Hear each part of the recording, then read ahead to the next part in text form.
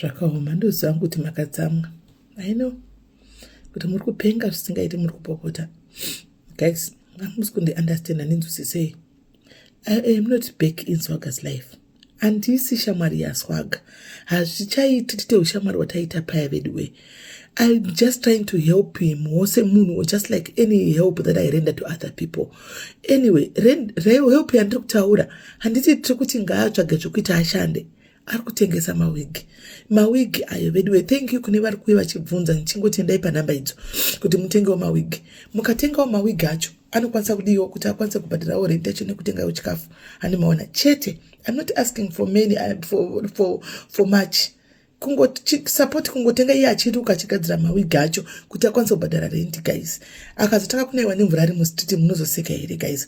Moyo wedu wakasiyana nevamwe vanhu, guys. Hatina moyo wakaipa utsinyi wakadaro ukuthi tinoseka munhu kana ari panguva yakaoma. Hatisi vanhu vakadaro. Takatosiyana nevamwe varoyi vaya, guys. Ukuthi iye vamwe vacho hatorina pekugara anodzingirwa rent achichemera rent pasocial media munhu ese achiona, asi anofamba achituka vanhu achiseka vamwe vanhu. Hatisi vanhu vakadaro.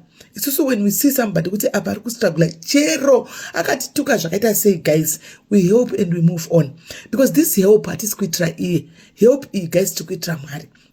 So the help that I'm talking about ndeyekuti kune avo vanodawo kutenga mawigi, handika namba iripo, mongoendawo panamba iyoyo mongonosapota kuti akwanise kuwana chikafu, akwanise kubhadhara rent, handika awane kuti memaidza ari mumba macho imomo. Handimaona, because chokwadi ukaona munhu murume ochema pane vanhu kureva kuti zvinhu zvakaoma.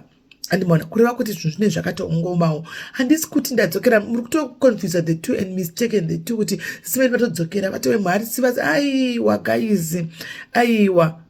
Once beaten, twice shy. I know. Handika kwa ndo wakamborumwa haurambi uchidzokera. Kwandakaratidza lesson kune wese akambonditi go, chero zvikaita sei handidzokeri. Asi hazvide kuti kana kaita dambudziko tinoseka, guys, kuti tinofarira. Handiti tinenge tatozisiyanei naSatani.